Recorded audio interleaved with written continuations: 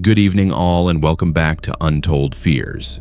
Tonight we journey to Canada's last frontier, where the permafrost holds more than ice and the endless winter darkness conceals horrors that defy explanation.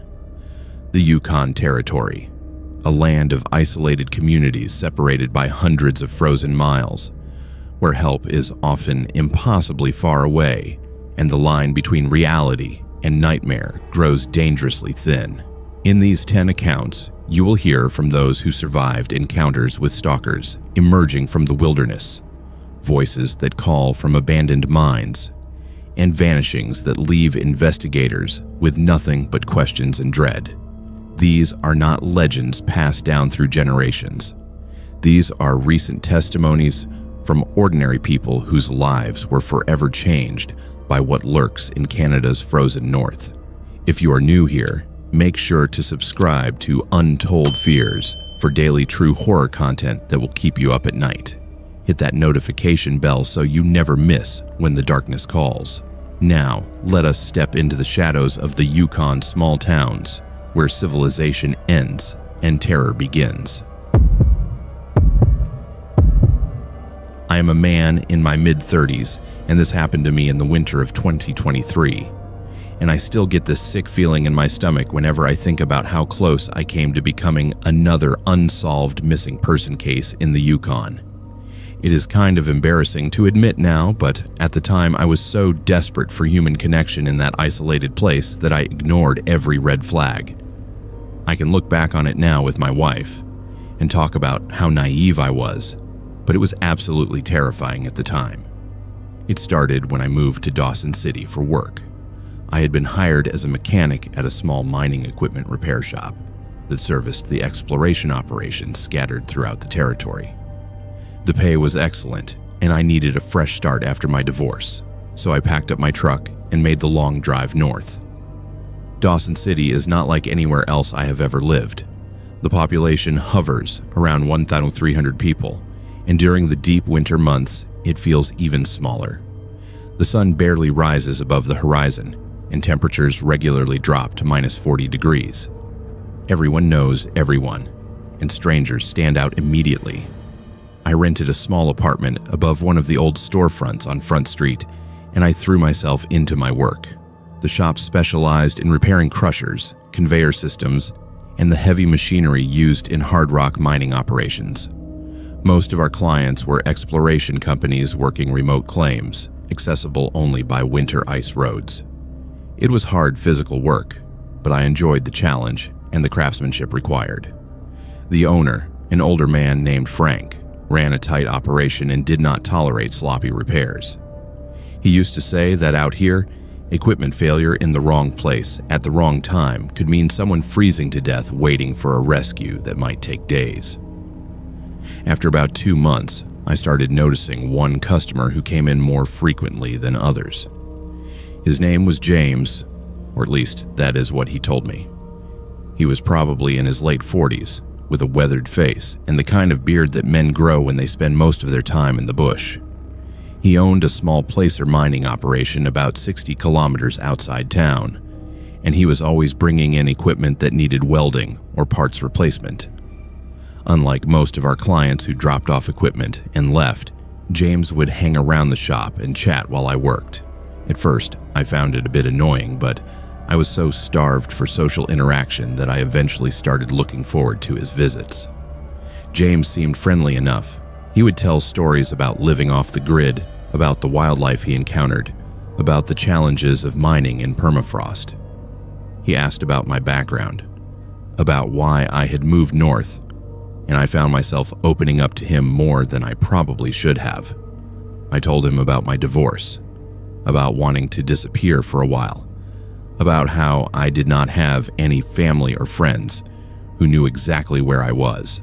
Looking back now, I realize how dangerous that information was to share, but at the time it just felt good to talk to someone who seemed to understand. One day in late January, James came into the shop and invited me to go ice fishing with him that weekend. He said he knew a great spot on the Yukon River where the burbot were biting, and that I needed to experience a real northern winter activity.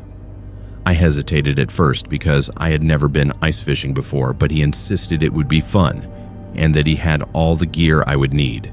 The idea of getting out of town and doing something other than working and sitting alone in my apartment was appealing, so I agreed. He told me to meet him at the Chevron station on the Klondike Highway at 8 in the morning on Saturday. That Saturday morning was brutally cold. The temperature was minus 38 degrees, and there was ice fog hanging in the air. I almost talked myself out of going, but I did not want to be rude, and I figured James knew what he was doing. He pulled up in his truck right on time, a white Ford with a camper shell on the back. We headed north out of town, and after about 45 minutes, he turned off onto what he said was an old mining road. The snow was deep but packed down, and his truck handled it easily. As we drove further from the highway, I started noticing that he kept glancing at me in a way that made me uncomfortable. He asked me again whether I had told anyone where I was going. I laughed it off and said no, that I did not really know anyone in town yet. He nodded slowly and said that it was good to be careful about who you trusted up here. The comment struck me as odd given that he was essentially a stranger himself, but I pushed the feeling aside. After about an hour of driving deeper into the wilderness, we came upon an abandoned gold dredge sitting frozen in an old creek bed. The massive rusted structure looked like something from another era, and James parked his truck nearby. He said the fishing spot was just a short walk from here, down on the frozen river. I got out of the truck and immediately the cold hit me like a physical force. It was so quiet out there that I could hear the snow creaking under my boots. James went to the back of his truck to get the fishing gear, and I walked over to look at the old dredge. That is when I noticed something that made my blood run cold despite the temperature. Through the rear window of the camper shell, I could see equipment that had nothing to do with fishing. There were zip ties, rolls of duct tape, coils of heavy rope, and what looked like a tarp folded up. There was also a jerry can and some tools that seemed out of place for a fishing trip. My heart started pounding, and my mind raced through everything James had asked me over the past months. He knew I was alone. He knew no one knew where I was. He knew I had no family checking on me. He had specifically confirmed that morning that I had not told anyone about our trip.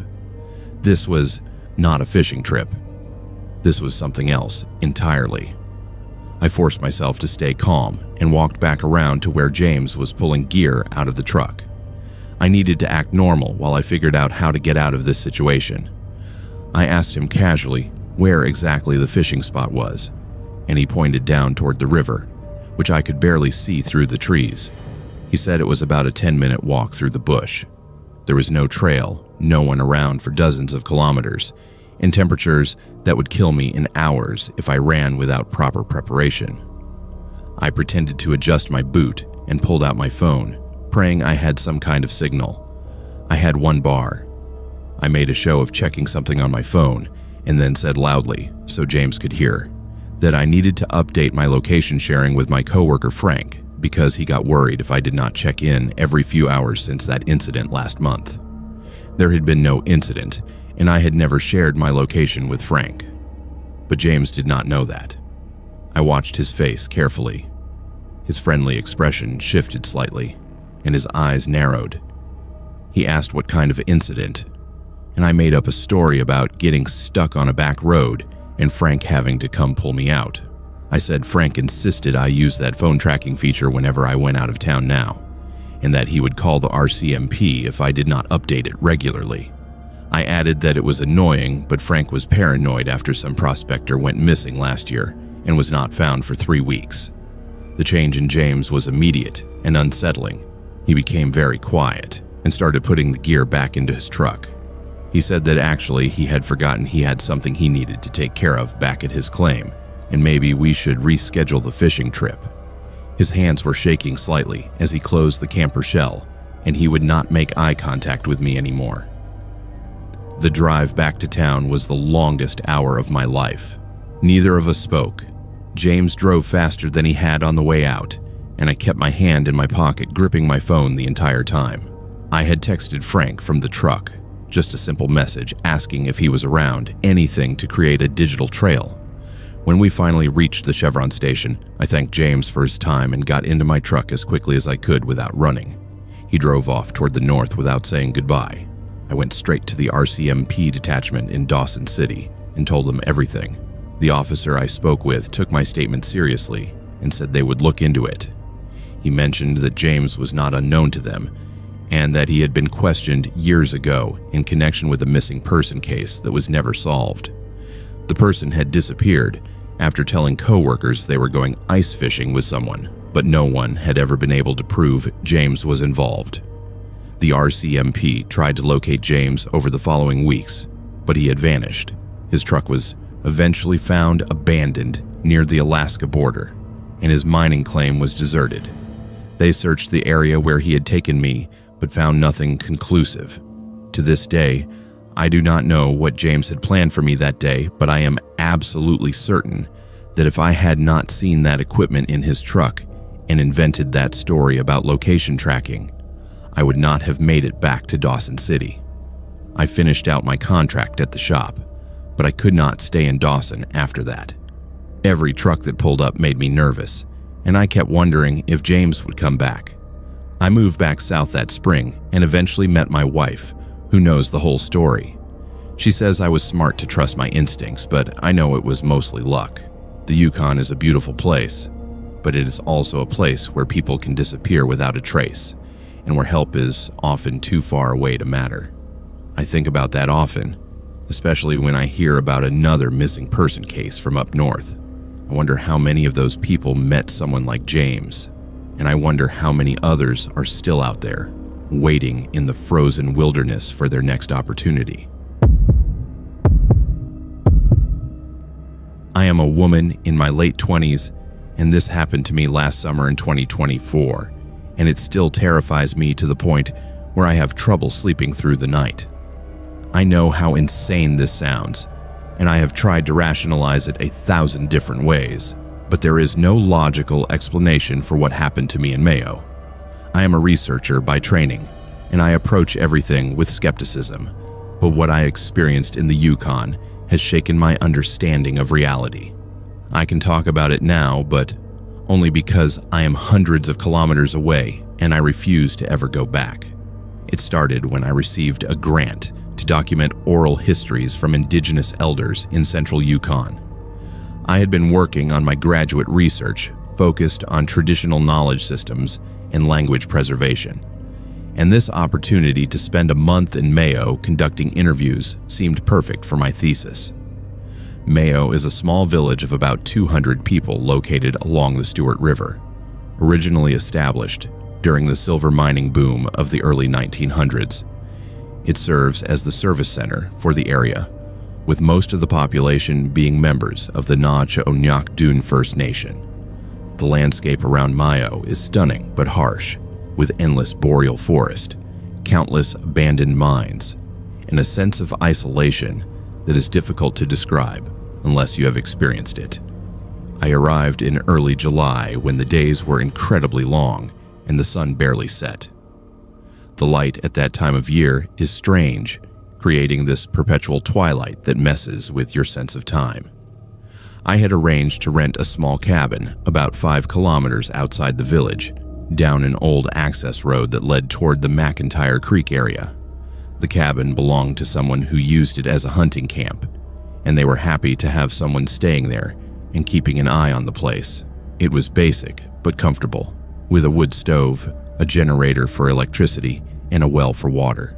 The nearest neighbor was over 2 kilometers away. The first few days were wonderful. I spent my time in the village meeting with elders and arranging interview sessions. Everyone I met was warm and welcoming, though I noticed that when I mentioned where I was staying, some of the older people would get this look on their faces. One elder woman named Margaret asked me very directly whether I had been to the old mine workings near the cabin. I told her I had seen them from a distance but had not explored them. She told me firmly that I should stay away from there, especially at night. When I asked why, she said that place had taken people and that the ground there was not right. She would not elaborate further, and I assumed she was referring to safety concerns about unstable tunnels or environmental contamination. The strange experiences began on my fourth night in the cabin. I had spent the day transcribing interviews, and I went to bed around midnight, which still felt early because of the lingering twilight. I fell asleep, easily enough, but sometime in the night I woke up suddenly with the overwhelming sense that someone was singing. The sound was beautiful and haunting, a kind of melodic chanting in a language I did not recognize. It was not Gwich'in or Northern Tuchone, the languages I had been hearing in my interviews. It was something else entirely, with these rising and falling tones that seemed to pull at something deep inside me. I sat up in bed and realized the singing was coming from outside, somewhere in the direction of the old mine. I looked at my phone and it was 3:17 in the morning. The rational part of my brain said it must be someone camping in the area, maybe practicing traditional songs. But the sound had this quality that did not seem quite real, like it was coming from very far away and very close at the same time. I listened for probably 10 minutes before it faded away, and I fell back asleep. The next morning I felt strangely exhausted, like I had not slept at all.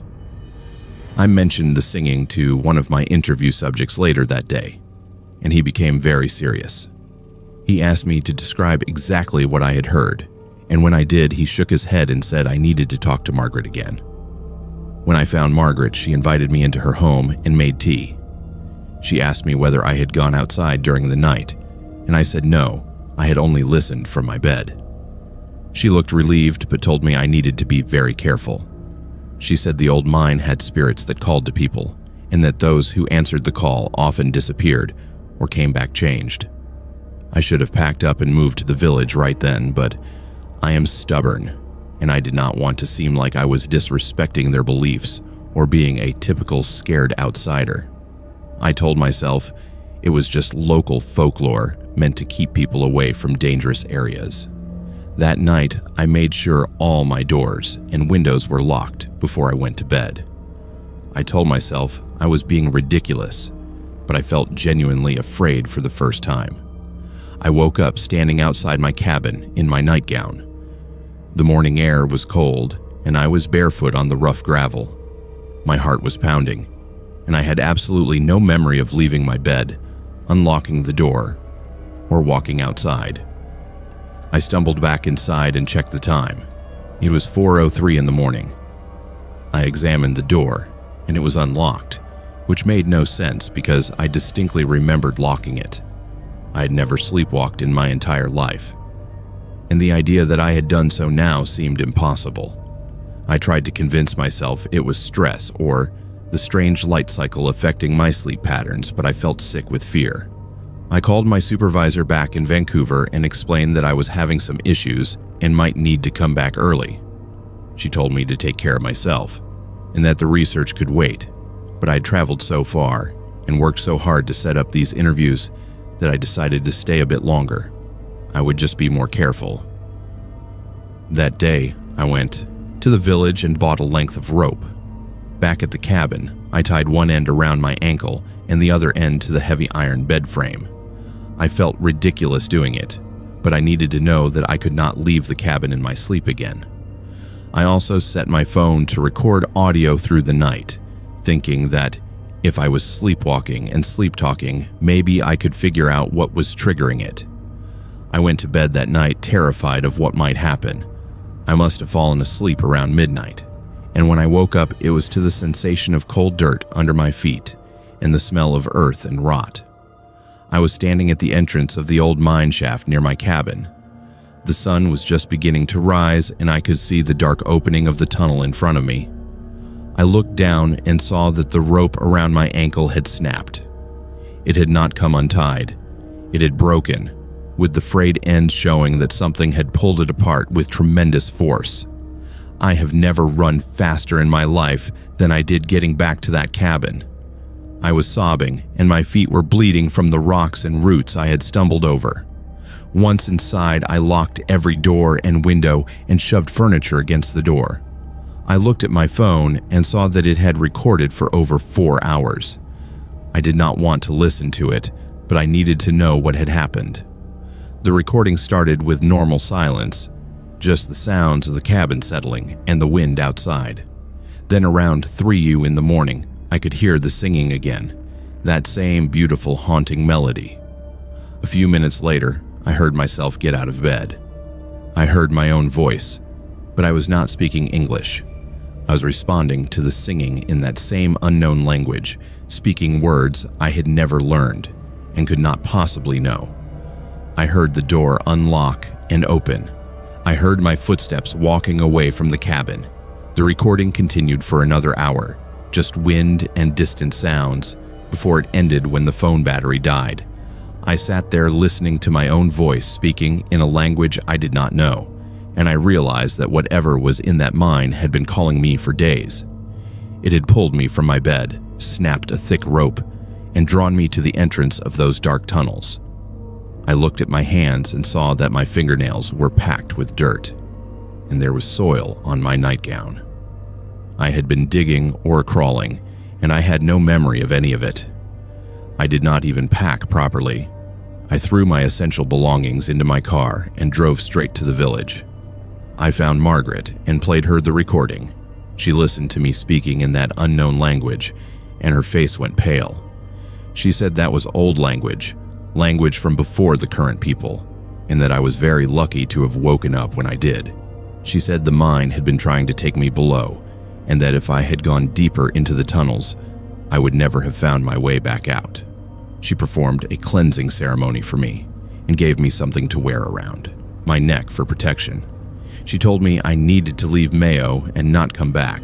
I drove to Whitehorse that same day and caught the first flight I could get back to Vancouver. I never went back for the rest of my belongings in the cabin. I told the owner to keep them or throw them away. I did not care. I abandoned my research project entirely and changed my thesis topic to something that could be done entirely in libraries. My supervisor was understanding when I told her I had experienced something traumatic, though I never explained the full details. The worst part is that it did not completely stop. For months after I returned home, I would wake up with this overwhelming urge to go back, not just to Mayo or the Yukon, but specifically to that mine. I would wake up standing at my apartment door with my hand on the doorknob, or I would catch myself looking up directions to drive north. I started seeing a therapist who specializes in trauma, and slowly the compulsion faded, but it has never completely gone away. There are still nights when I wake up and hear that singing in my dreams, and I feel that same pull to answer it, to walk into the darkness and never come back. I did some research after I got home and found historical records about the McIntyre Creek mines. There had been disappearances in that area going back decades. Miners who wandered away from camp and were never found. Prospectors whose bodies were never recovered. Even a search and rescue worker in the 1990s who went into one of the tunnels and had to be forcibly removed by his team because he kept trying to go deeper, claiming he could hear someone calling for help, but there was never anyone down there. I do not know what is in those mines. Maybe it is something geological, some kind of gas or mineral that causes hallucinations and compulsive behavior. Maybe it is something from indigenous tradition that I do not understand and have no right to speak about. Or maybe it is something else entirely, something that defies conventional explanation. All I know is that whatever called to me from those dark tunnels was real, and it wanted me to come down into the earth and never leave. I was lucky to escape, and I think about the others who were not so lucky. I think about them down there in the darkness, still answering the call, still digging deeper. I am a man in my early 40s, and this happened to me last fall in 2024, and it has fundamentally changed how I feel about driving the routes I have traveled for over 15 years.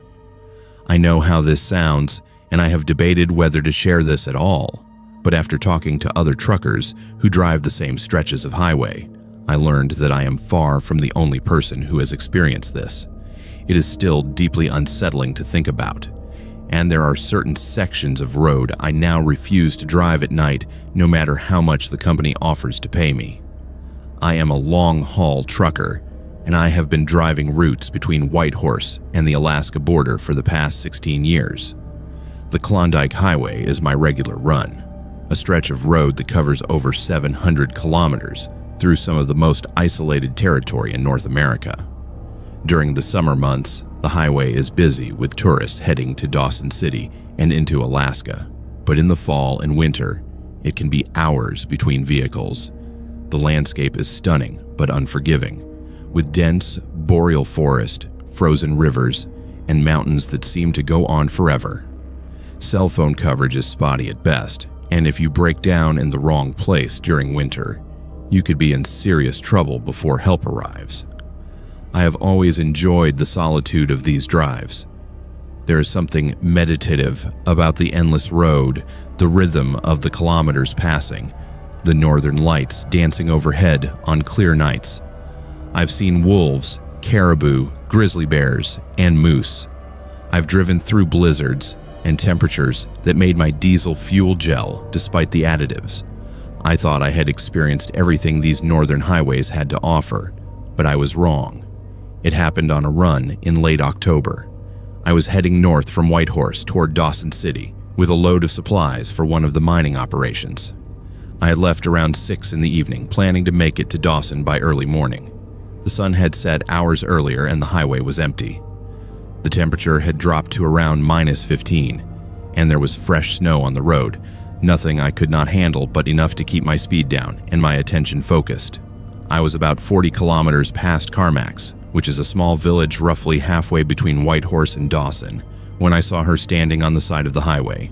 At first, I thought my eyes were playing tricks on me because it made no sense for anyone to be out there on foot. But as my headlights got closer, I could clearly see a young woman with her thumb out, hitchhiking. She was wearing what looked like a long wool coat and a knit hat, and she was not moving around or stamping her feet the way someone would if they were trying to stay warm in that cold. Now, I generally do not pick up hitchhikers. It is against company policy, and frankly, it is dangerous for both parties these days. But out there in the middle of nowhere, with temperatures that could kill someone in a couple of hours, I could not just drive past her. I pulled over, and she walked up to the passenger side of the cab. I rolled down the window and asked if she needed help, if her vehicle had broken down somewhere nearby. She did not say anything, just opened the door and climbed up into the cab. The first thing I noticed was the smell. It was not unpleasant exactly, but it was distinct. Wood smoke, very strong, like she had been standing next to a campfire for hours. The second thing I noticed was her clothing. The coat she wore looked handmade, and the style seemed old-fashioned somehow.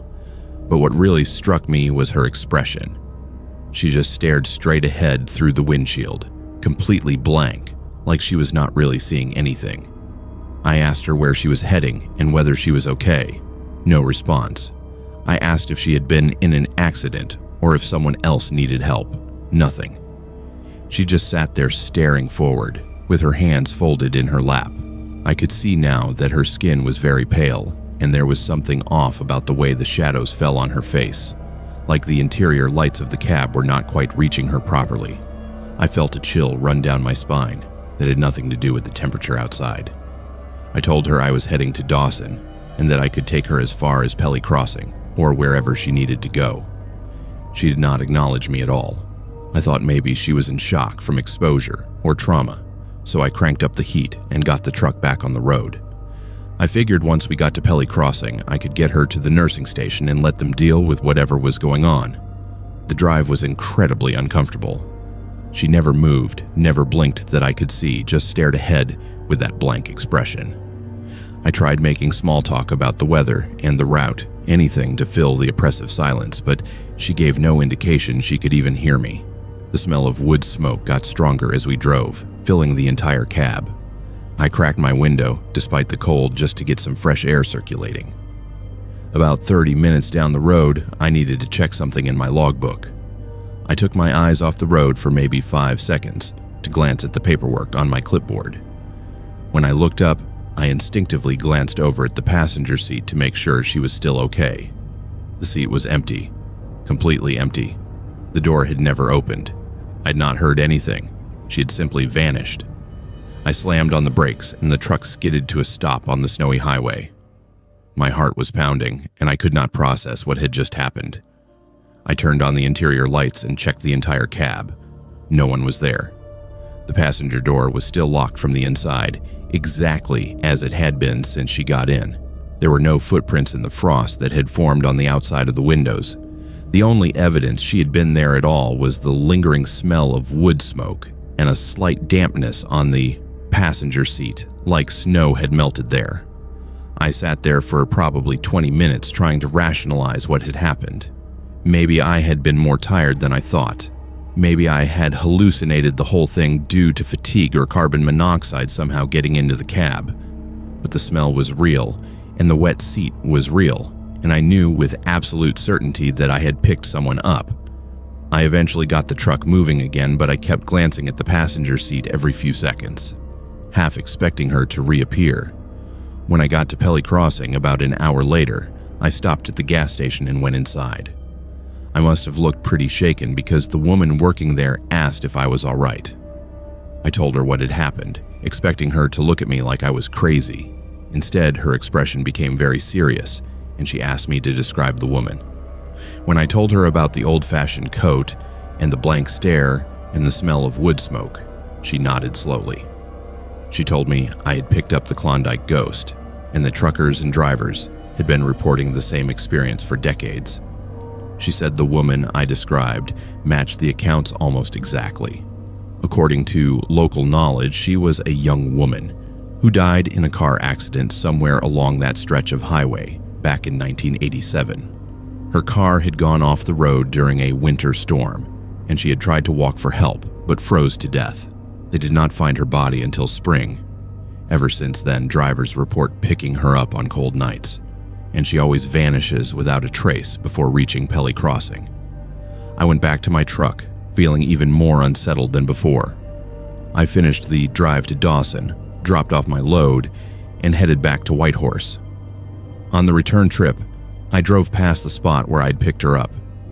It was just a stretch of highway like any other, nothing to mark it as special or significant, but I could not shake the feeling that I was being watched.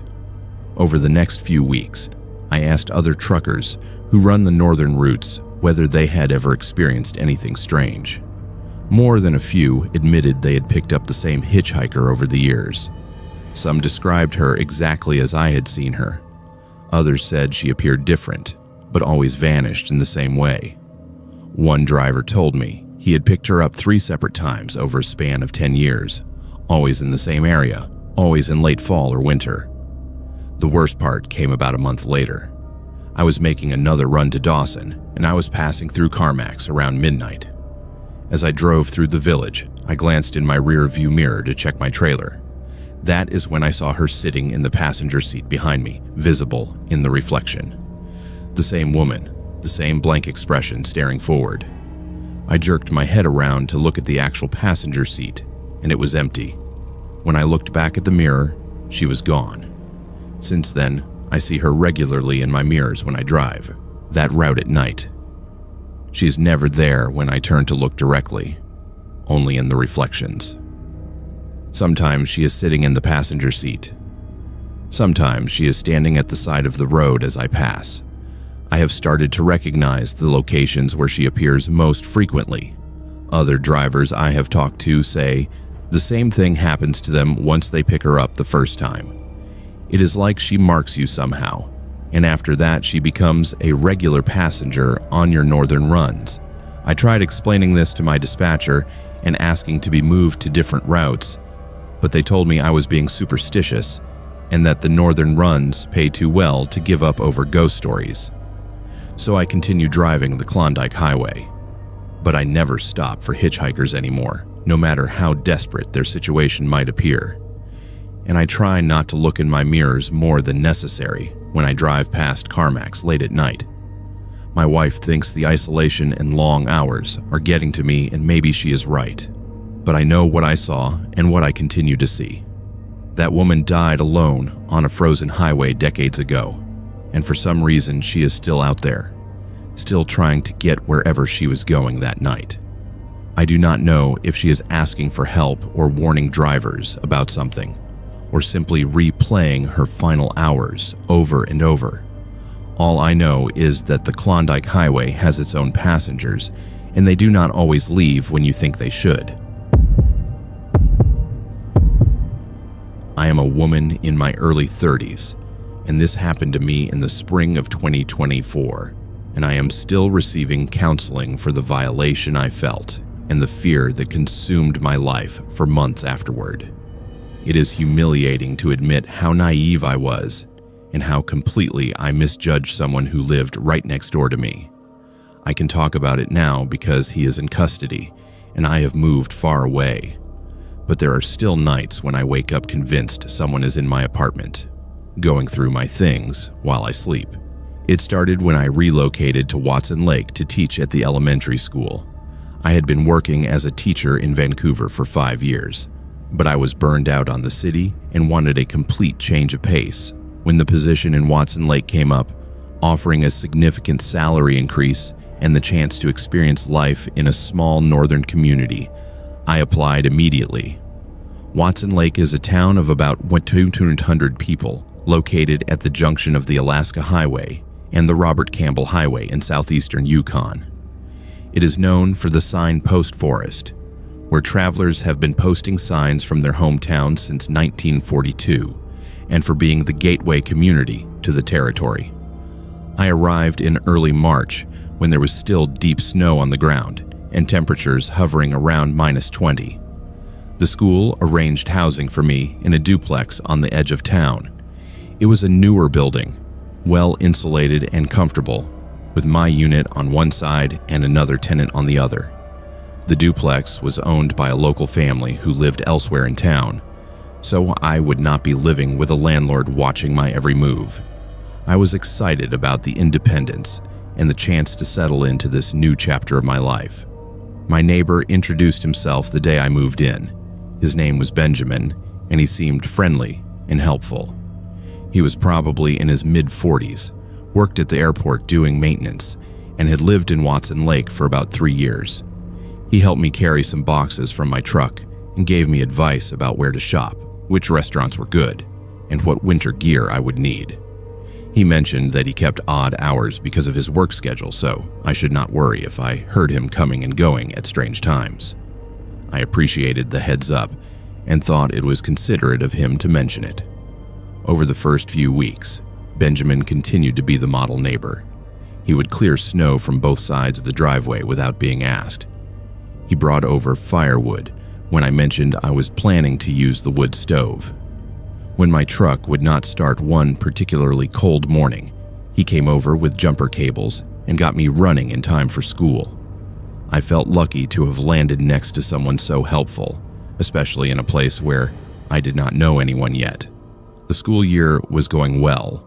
I was teaching a combined 2nd and 3rd grade class, and the kids were wonderful.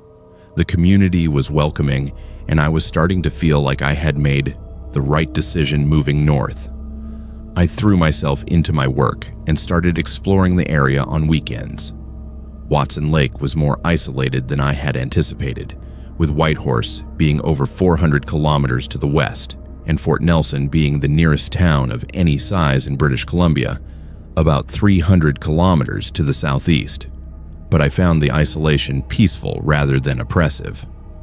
About 6 weeks after I moved in, I started noticing that Benjamin seemed to know things about my schedule that I did not remember telling him. He would mention that I must have had a late night grading papers because he saw my light on past midnight. He knew when I had gone to Whitehorse for the weekend before I had mentioned the trip.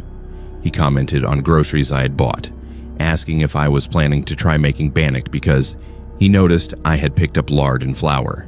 At first, I thought maybe I was just forgetting our conversations, or that he was simply observant in the way people are in small communities where everyone knows everyone else's business. Then I started noticing that small things in my apartment were not quite where I had left them. A book on my coffee table would be at a slightly different angle. The kitchen chairs would be pushed in more neatly than I remembered leaving them. My bathroom cabinet door would be closed, when I was certain I had left it open. Each incident was minor enough that I could convince myself I was misremembering, but the cumulative effect was deeply unsettling. I began to feel watched, even when I was alone in my apartment. The breaking point came when I could not find my spare key. I kept a spare on a hook inside my coat closet, hidden behind some jackets. I had checked on it a week earlier, and it had been there. But when I went to look for it one evening, it was gone. I tore apart the closet and searched the entire apartment but could not find it anywhere. I felt a wave of panic wash over me. If someone had taken my spare key, they could enter my apartment whenever they wanted. I decided to test my suspicion in a way that would give me concrete evidence. I set up my phone on a shelf in my living room, positioned to record the front door and the main living area. I made sure it was plugged in so it would not run out of battery, and I set it to record video. Then I went to school as usual. I deliberately mentioned to Benjamin that morning that I had parent-teacher conferences that evening and would not be home until after 6. When I got home that evening, my hands were shaking as I retrieved my phone and reviewed the footage. At first, there was nothing, just my empty apartment and the afternoon light fading through the windows. Then at 4:47, I watched my front door unlock and open. Benjamin walked into my apartment as casually as if it were his own. He looked around slowly, walked through my living room, and went into my bedroom. I could not see what he was doing in there because the camera angle did not reach that far, but he was in there for almost 10 minutes. When he came back to the living room, he opened my desk drawer and went through some of my papers. He picked up framed photos I had on my bookshelf and examined them closely. He opened my laptop, but it must have been password protected because he closed it after a moment. Then he sat on my couch for several minutes, just looking around my apartment like he was memorizing every detail. Before he left, he walked over to the shelf where my phone was recording, and for one terrible moment, I thought he had spotted the camera. But he was looking at the books on the shelf, running his fingers along their spines. Then he left, locking the door behind him. I felt physically sick watching the video. This man I had trusted, who had been so helpful and friendly, had been entering my home without permission and going through my most private spaces. I had no idea how many times he had done this, or what he had been looking for or taking. The violation was overwhelming, and I started crying right there on my couch, but I knew I needed to act quickly before he realized I was onto him. I called the RCMP detachment immediately and explained what had happened.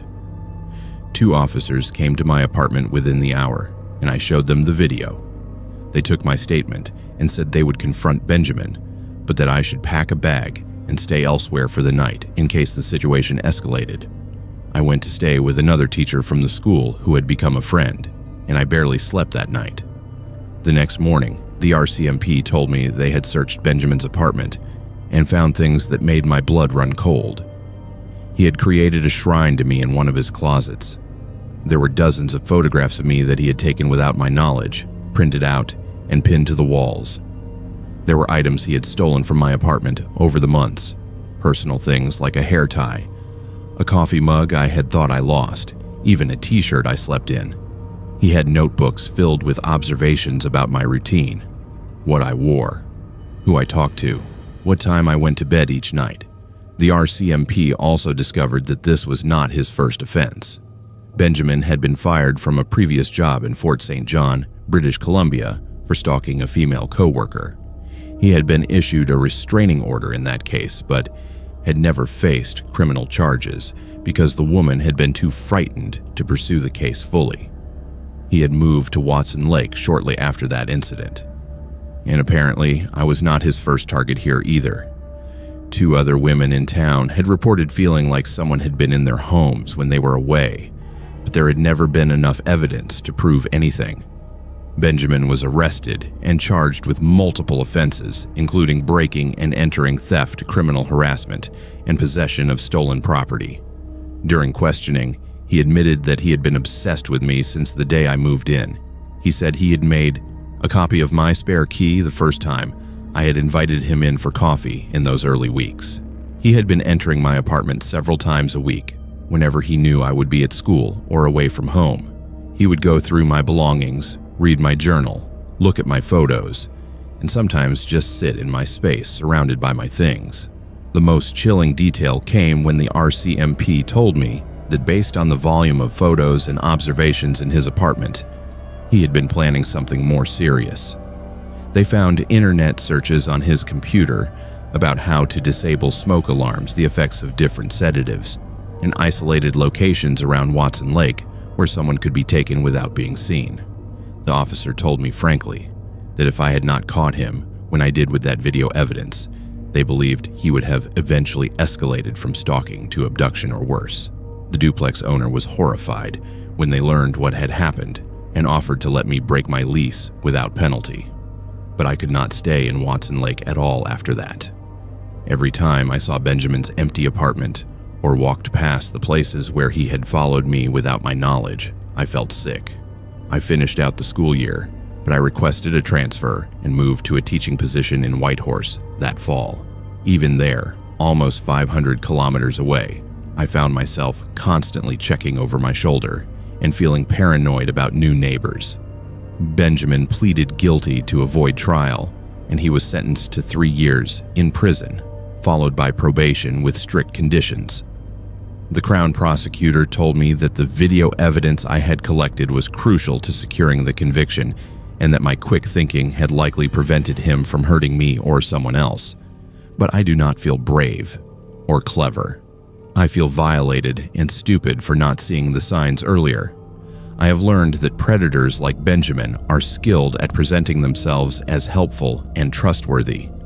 They integrate themselves into your life slowly, earning your confidence before revealing their true intentions.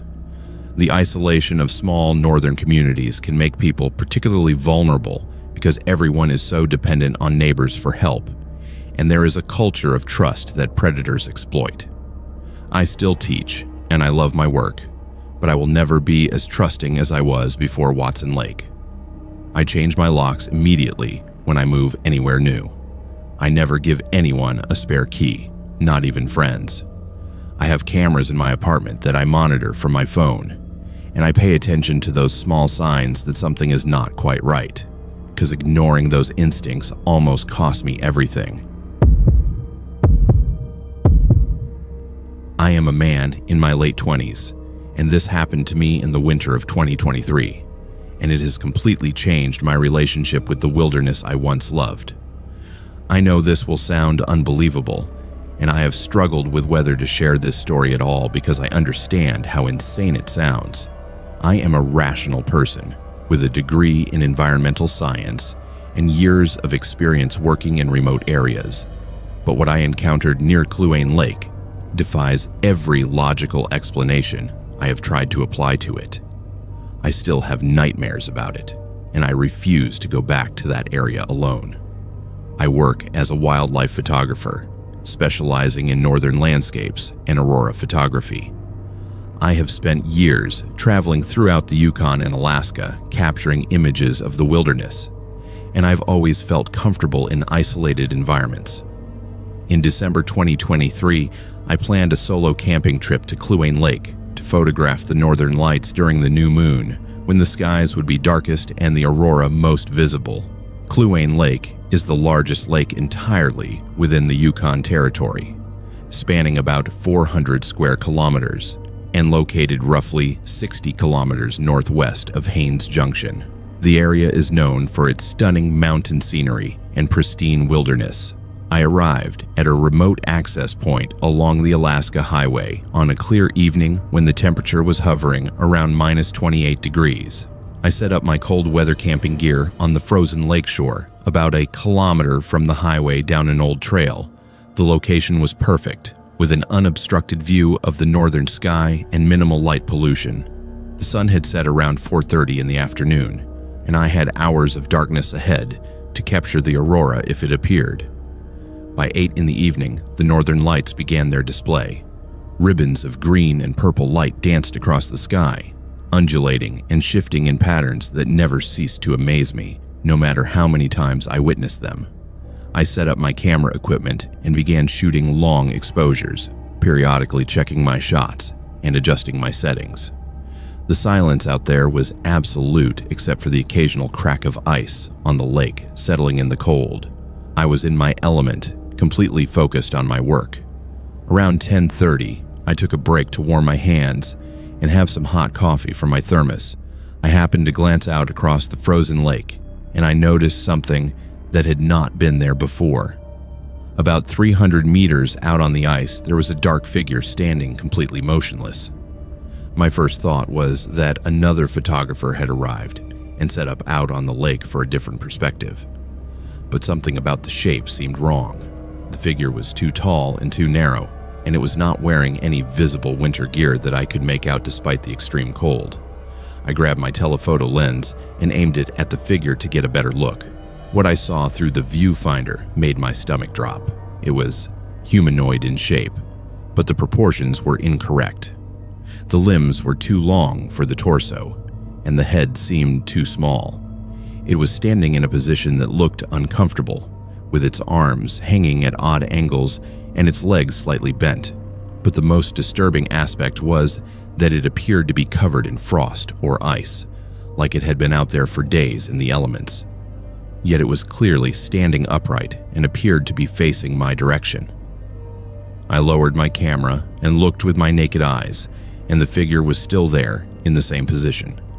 I told myself it must be a stump or some kind of ice formation that I was misinterpreting in the darkness, but I knew the lake surface.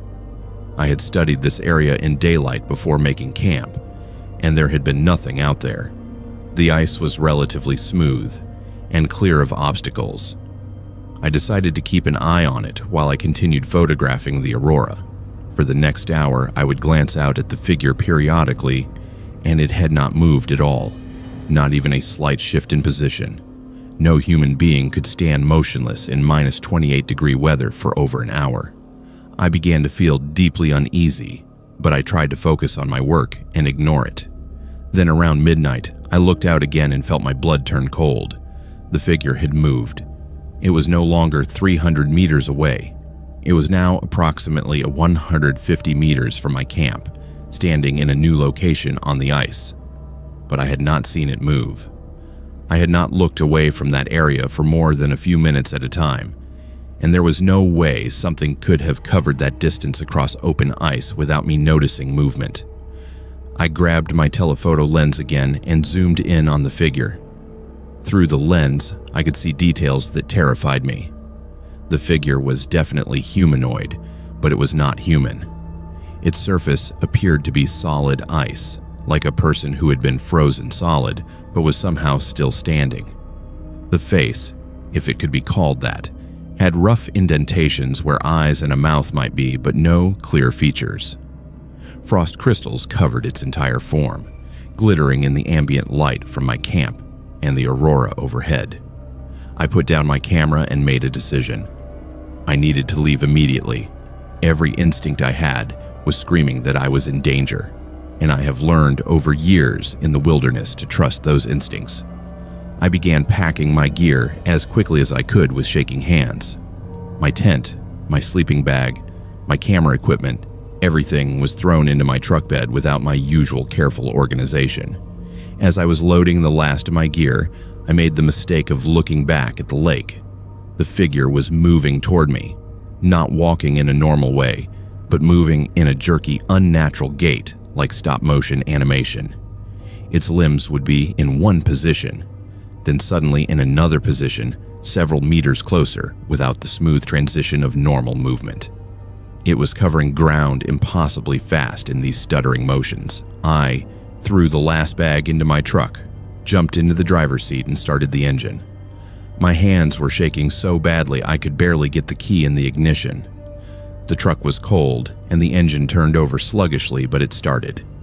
I put it in gear and began driving up the trail toward the highway, my headlights illuminating the narrow path through the snow. That is when I saw it in the middle of the trail ahead of me. The figure was now standing directly in my path, about 30 meters in front of my truck. It had somehow gotten ahead of me, though there was no possible way it could have covered that distance from where it had been on the lake. I could see it clearly in my headlights now. It was over 7 feet tall with limbs that looked too thin to support its weight. Its entire form was crystalline ice, and frost vapor was rising off its surface despite the frigid temperature. I did not hesitate. I pressed the accelerator and drove straight toward it, expecting to either pass through some kind of optical illusion or hit whatever this thing actually was. As my truck got within a few meters, the figure moved aside in that same jerky, unnatural motion, and I drove past it. I looked in my rearview mirror and saw it standing in the middle of the trail behind me, turning its head to follow my truck. The movement of its head was too smooth, rotating further than a human neck could turn. I drove as fast as I dared on that narrow trail and did not slow down until I reached the Alaska Highway. Once on the main road, I drove straight to Haines Junction and pulled into the parking lot of the first building I saw that had lights on. I sat there in my truck with the engine running and the heat blasting, trying to process what had just happened. My hands were still shaking, and I felt nauseated with fear. The next morning, I went to the Parks Canada office in Haines Junction and asked about the area where I had been camping. I did not tell them the full story, just that I had seen something unusual and wanted to know if there were any local legends or historical accounts of strange sightings near Kluane Lake. The ranger I spoke with became very serious and asked me to describe what I had seen. When I did, she nodded slowly and told me I was not the first person to report seeing what locals call the Frozen Man or the Ice Walker. She explained that there have been sightings going back to the 1940s of a humanoid figure covered in ice that appears on Kluane Lake during the coldest parts of winter. Multiple witnesses over the decades have described the same characteristics: the unnatural proportions, the jerky movement, the appearance of being made from solid ice. Some indigenous elders from the area say it is a spirit of the lake that manifests during the deep cold, and that it is drawn to people who are alone on the ice at night. No one has ever been harmed directly, but several people who encountered it have disappeared in the area under unclear circumstances. The ranger told me that Parks Canada does not officially acknowledge these reports, but staff members are aware of them, and they try to discourage solo winter camping in that specific area without being too explicit about why. She said I was smart to leave when I did, and that I should consider myself fortunate. She also asked me to keep quiet about the experience because they do not want to create panic or attract people who might seek out the entity deliberately. I spent hours online researching similar phenomena and found scattered accounts from around the world of entities described as ice beings or frozen humanoids in extremely cold regions, but nothing I found provided a satisfactory explanation for what I encountered. I have tried to rationalize it as some kind of hallucination brought on by the cold or altitude, but I know what I saw was real. My camera equipment recorded time-stamped photos that show gaps where I stopped photographing to pack and flee, which matches my memory of the timeline. I have continued my photography work, but I no longer do solo trips in isolated winter locations. I always bring a partner now, and I refuse all assignments near Kluane Lake during winter. Other photographers I have shared the story with have told me they have felt watched or uneasy in that area, but never saw anything concrete. One told me he once found humanoid tracks on the ice that were too large to be human and appeared to have no clear beginning or end, like whatever made them had materialized on the ice and then vanished. I do not know what I encountered that night on Kluane Lake. Whether it was some unknown creature, a supernatural entity, or something else entirely, I cannot say. But I know it was real, and I know it was aware of me. The way it moved closer, the way it positioned itself in my path, the way it turned its head to watch me drive away. It was not random or natural. It was deliberate and intelligent, and that terrifies me more than anything else. The wilderness I once saw as beautiful and peaceful now feels like it holds things we were never meant to encounter, and I will never feel completely safe in it again. I am a woman in my mid-20s, and this happened to me last summer in 2024, and it has left me with questions that will never be answered, and a terror of going underground that I cannot shake. I know how impossible this sounds, and I have been examined by multiple medical professionals who cannot provide any satisfactory explanation for what occurred. I am a geologist by training, and I approach problems methodically and rationally. But what happened to me at the Faro mine site defies every logical framework I possess. I have gaps in my memory that span an entire week, and the evidence suggests I was doing things during that time that should have killed me. It started when I was hired by an environmental consulting firm to conduct a site survey at the abandoned Faro mine. For those unfamiliar, the Faro mine is located approximately 380 kilometers northeast of Whitehorse and was once the largest open-pit lead zinc mine in the world. It closed in 1998 and is now the site of one of the most complex mine remediation projects in Canada. The site has a 25 square kilometer footprint with 70 million tons of tailings and 320 million tons of waste rock that continue to produce acid drainage. My job was to survey specific areas of the underground workings to assess structural stability and contamination levels for the ongoing remediation planning.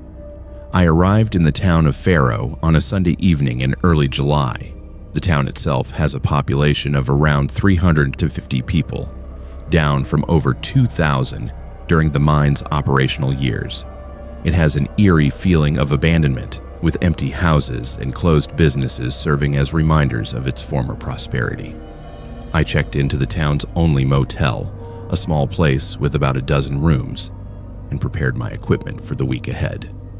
I planned to begin my fieldwork Monday morning and spend the entire week collecting data and samples from various locations around the mine site.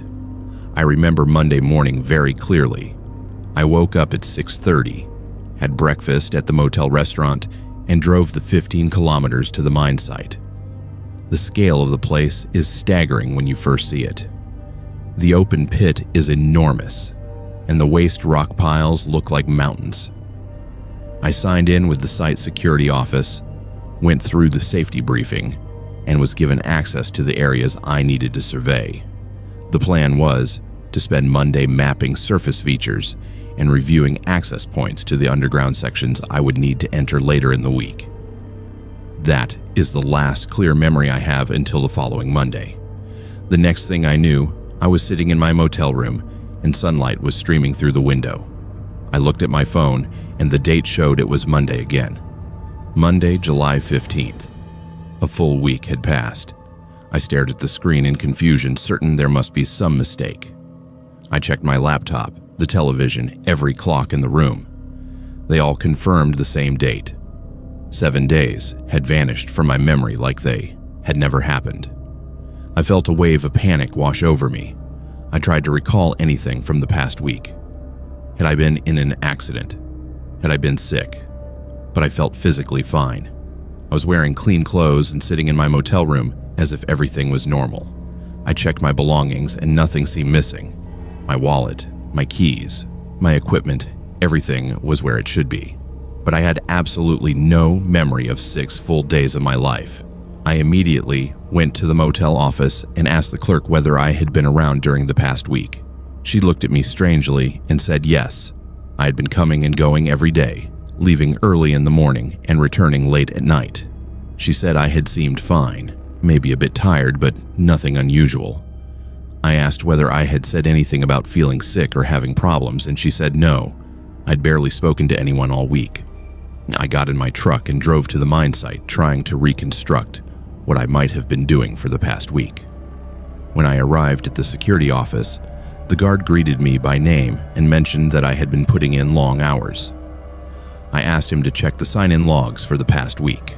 According to the records, I had arrived at the site every morning between 7 and 7:30, and I had signed out every evening between 9 and 11.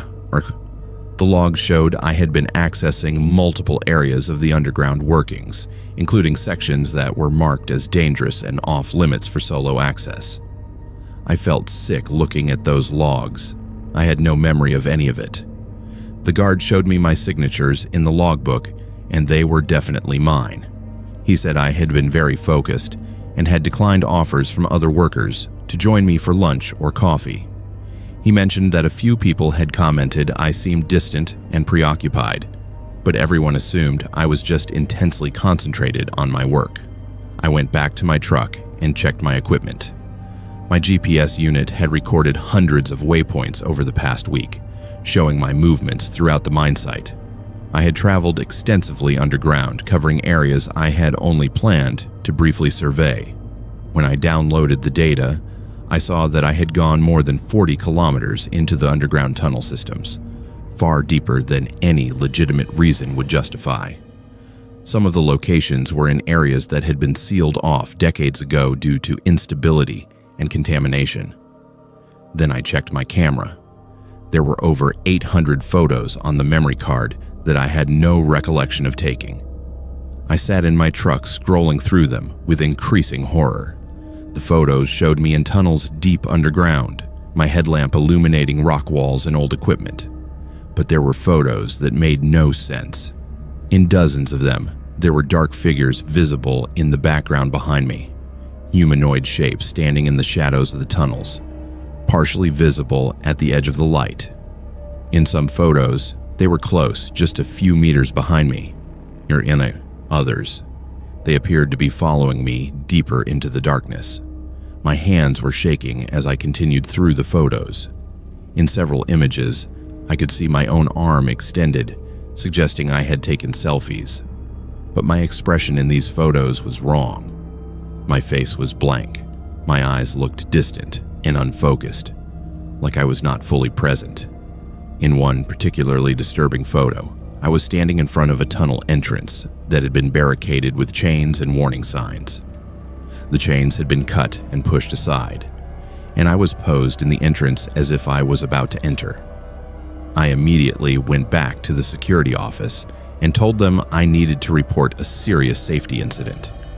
I explained that according to my GPS data, I had accessed prohibited areas, and I had no memory of doing so. The site manager was called, and when I showed him the data and photos, his face went pale. He said it was impossible that I could have gone into some of those areas without specialized equipment and without triggering alarm systems. Some of the tunnels I had apparently explored had been sealed for environmental containment, and accessing them would require cutting through multiple barriers. They assembled a team to verify my GPS data by physically checking some of the locations I had supposedly visited. What they found was even more disturbing. The barriers I had apparently breached showed no signs of tampering. The sealed entrances were intact, but inside some of the accessible tunnels, they found my boot prints in the dust, proving I had been there. More troublingly, they found evidence that someone had been excavating in areas that had not been touched in decades. Fresh digging marks, recently moved rocks, and disturbed sediment in places where no authorized work had been scheduled. I was taken to the health clinic in Faro, where a nurse practitioner examined me. Physically, I appeared healthy, but blood tests revealed elevated levels of lead, zinc, and other heavy metals, consistent with significant exposure to mine tailings and contaminated sediments. My hands and fingernails were packed with dirt, despite the fact that I had showered that morning, suggesting I had been handling contaminated materials extensively. I also showed signs of mild hypothermia, which made no sense given the warm summer weather. The nurse asked me detailed questions about my mental state, whether I had any history of seizures, blackouts, or dissociative episodes. I told her I had never experienced anything like this in my life. She recommended I be transported to Whitehorse for more comprehensive medical evaluation, including brain scans to rule out neurological issues. I agreed immediately because I was terrified that something was seriously wrong with me. In Whitehorse, I underwent a full medical workup, including MRI, EEG, and extensive psychological evaluation. All the tests came back normal.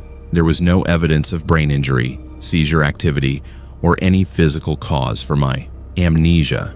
The psychologist I spoke with raised the possibility of a dissociative fugue state, which is a rare condition where someone loses awareness of their identity and actions, sometimes for extended periods. But he admitted that the circumstances of my case did not fit the typical pattern, particularly the evidence that I had been functioning at a high level and completing complex tasks during the missing time. What disturbed the medical team most was the evidence of toxic exposure.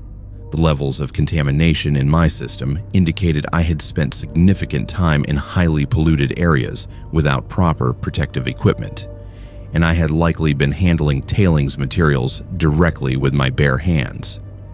They could not explain why I would have done this, or why I showed no signs of acute poisoning despite exposure levels that should have made me seriously ill. The environmental consulting firm I worked for was understandably alarmed by the situation. They conducted their own investigation and concluded that something highly unusual had occurred, but could not determine what. They reviewed all my prior work and found no previous concerns about my judgment or safety practices. The mine remediation project management decided to restrict access to certain areas of the site and recommended enhanced security measures. But they never publicly disclosed the details of what happened to me. I spent weeks trying to understand what occurred during those missing days. I reviewed every photo, every GPS point, every piece of data I had collected. The more I looked, the less sense it made. According to the GPS tracks, I'd traveled distances underground that would have taken many hours of walking. Yet the timeline of my sign-in and sign-out records suggested I could not have covered those distances in the available time. The photos showed me in locations that should have been inaccessible, and the mysterious figures in the backgrounds were never explained. Analysis of the images confirmed they were not artifacts or equipment errors. Something was actually there in those tunnels with me. The local RCMP opened an investigation, but eventually closed it as unexplained. No criminal activity was suspected, and I had not technically violated any laws since I had proper authorization to be on the site. But they recommended I not return to Faro or the mine site, and I agreed without hesitation. The case was added to a file of unusual incidents associated with the mine over the years. Apparently, I was not the first person to report strange experiences there. I quit my job with the consulting firm and changed career paths entirely. I cannot work around mines anymore, especially underground environments. I have recurring nightmares about those dark tunnels and the figures standing in the shadows behind me. I wonder what I was doing during those lost days, who or what I encountered down there in the darkness, and what would have happened if I had continued deeper into those abandoned passages. The worst part is not knowing. My mind protects me from whatever happened by keeping those memories locked away, but that protection feels more like a curse. I know I went somewhere I should not have gone, saw something I should not have seen, or did something I cannot allow myself to remember. And I fear that someday, those missing memories will return, and I will wish they had stayed buried in the dark where they belong. I'm a man in my early 50s, and this happened to me in the fall of 2023, and it still haunts my dreams every single night. I have been a bush pilot for over 25 years, flying supplies to remote mining operations and exploration camps throughout the Yukon and northern British Columbia. I thought I had seen everything the northern wilderness had to offer, but what I discovered near Kino City has fundamentally altered my understanding of what is possible. I am sharing this because the government put a non-disclosure agreement in front of me, and while I cannot reveal certain details, I need someone to know that there are things happening in the remote areas of this territory that defy explanation. Kino City is a tiny hamlet about 70 kilometers north of Mayo, nestled in mountains that were once home to some of the richest silver deposits in Canada. The town itself has maybe 15 year-round residents, but during the summer months, the population swells with tourists and seasonal workers. I had been contracted to supply a small exploration crew working a claim about 30 kilometers beyond Kino City, accessible only by an old mining road that dated back to the 1920s. The crew was testing for silver and lead deposits using modern techniques, and my job was to fly in supplies and equipment every 10 days. I had made 3 successful supply runs in September without incident. The crew consisted of 4 men who were professional and experienced. The camp boss was a geologist named William, who I had worked with before on other projects. He ran a tight operation and always had his radio schedule organized down to the minute. When I flew in on September 28th for the 4th supply run, William met me at the landing strip as usual, and we went through the supply checklist together. Everything seemed normal during that visit. The crew had been making good progress, and William showed me some core samples that looked promising. I stayed for about an hour, had coffee with the crew, and flew back to Mayo. We agreed on the next supply date for October 8th, and I reminded William to do his daily radio check-ins with the base office as per contract requirements. On October 1st, the base office contacted me to say that William had missed his scheduled radio call that morning. This was unusual but not alarming. Equipment failures happen in remote camps. But when he missed the evening call as well, and then missed both calls on October 2nd, the company started to worry. By October 3rd, with still no contact, they asked me to fly out to the camp and investigate. I took off from Mayo early on the morning of October 14th. The weather was clear and cold, with fresh snow dusting the mountains. The flight took about 45 minutes, and as I approached the camp location, everything looked normal from the air. I could see the tents, the equipment, the trucks. No signs of fire or obvious disaster. I landed on the strip and immediately noticed how quiet it was. No one came out to meet me, which was completely out of character. I walked toward the camp, calling out for William and the crew. When I reached the main tent where they took their meals, I found food still laid out on the table. Plates with half-eaten breakfasts, cups of coffee that had long gone cold. It looked like everyone had simply stood up mid-meal and walked away.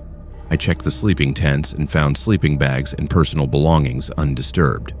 Wallets, phones, even medications were still there. No one packs up and leaves without those items. I searched the entire camp area and found no signs of struggle, no blood, no evidence of an accident or attack.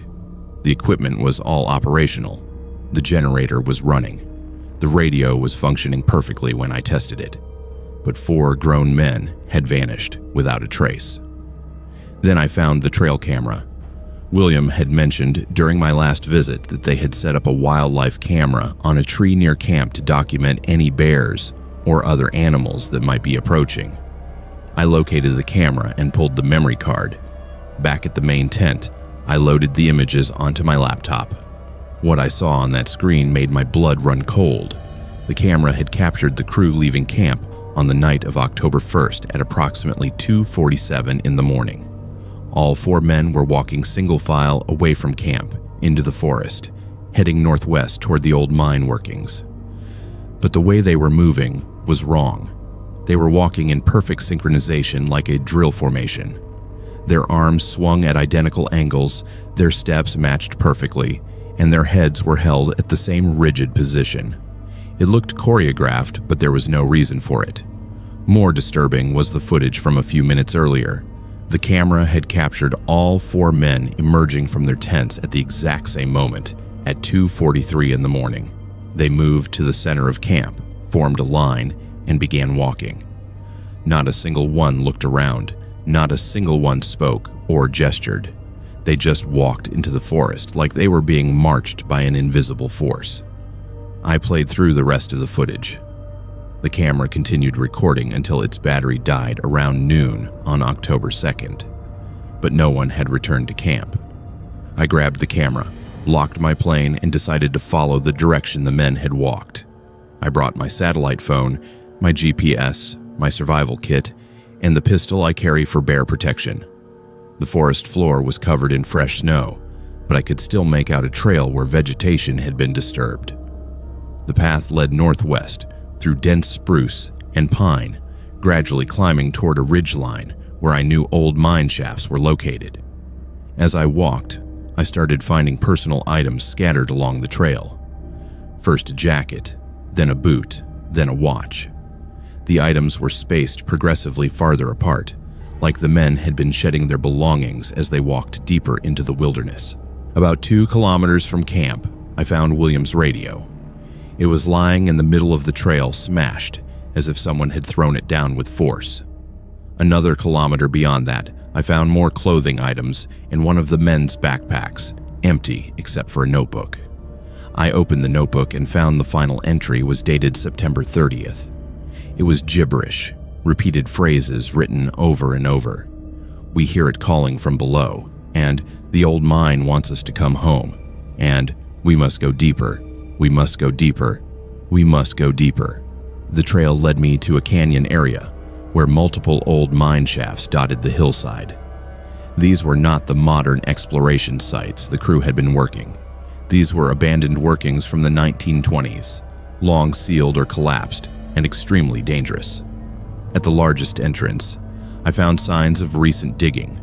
Someone had been excavating the collapsed entrance, moving rocks and timber to create an opening large enough for a person to crawl through. I shone my flashlight into the opening and called out for William and the crew. My voice echoed back, but there was no response. I could see that the tunnel descended steeply into darkness. The rational part of my brain told me not to go in alone, that I needed to call for help. But I had to know if the men were down there, possibly injured and waiting for rescue. I crawled through the opening and began making my way down the tunnel. The air smelled of wet rock and decay.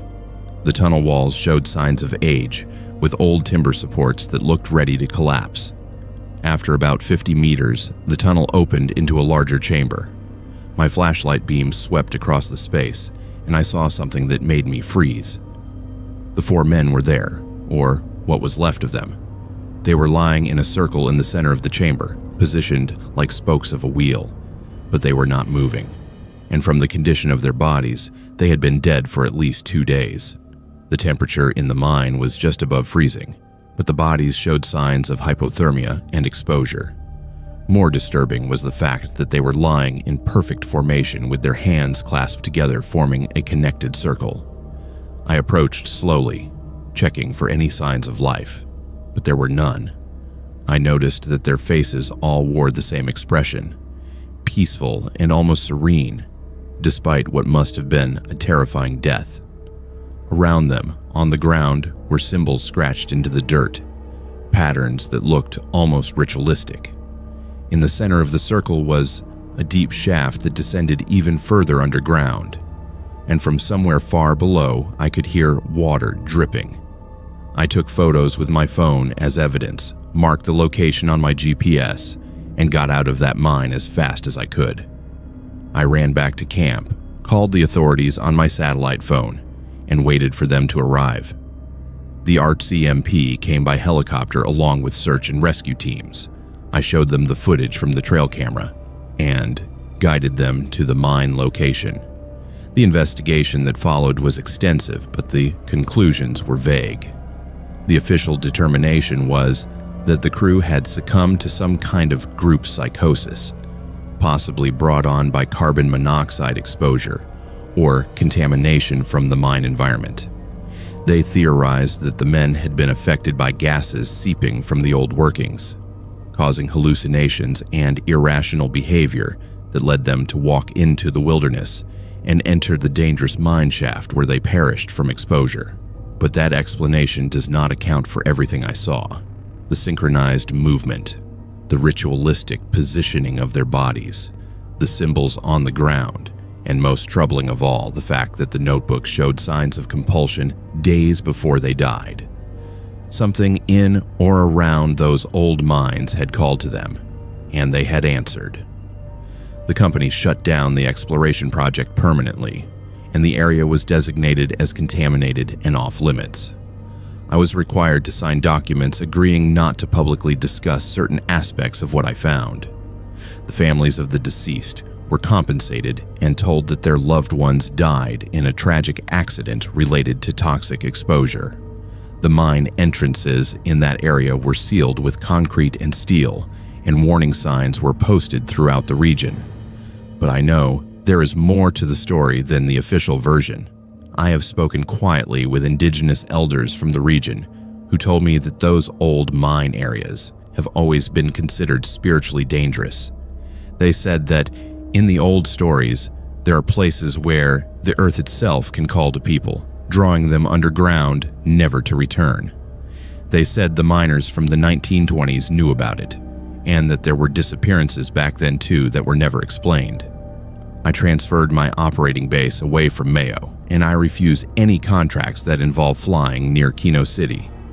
Other pilots I have spoken to in confidence have told me about strange experiences in that region, about feeling compelled to land in areas where there are no landing strips, about hearing voices on their radio frequencies that cannot be explained. Something is out there in those old mining districts, something that predates the mines themselves, and I pray that the concrete and steel will be enough to keep it contained. I am a woman in my late 30s, and this happened to me last winter in 2024, and it has left me questioning the nature of reality itself. I understand how absurd this sounds, and I have spent months trying to rationalize what I experienced, but there is no logical explanation that fits all the facts. I am an anthropologist by profession, and I have spent my career studying cultures with a rational scientific approach. But what happened to me in Old Crow has challenged every assumption I held about how the world works. I can talk about it now because I need to tell someone, even if they think I have lost my mind. It started when I received funding to visit Old Crow to document traditional Untold Gwich'in practices and oral histories. Old Crow is the northernmost community in the Yukon, located about 128 kilometers north of the Arctic Circle at the confluence of the Crow and Porcupine rivers. It is a fly-in community with no road access, home to approximately 300 people, almost all of whom are members of the Untold Gwich'in First Nation.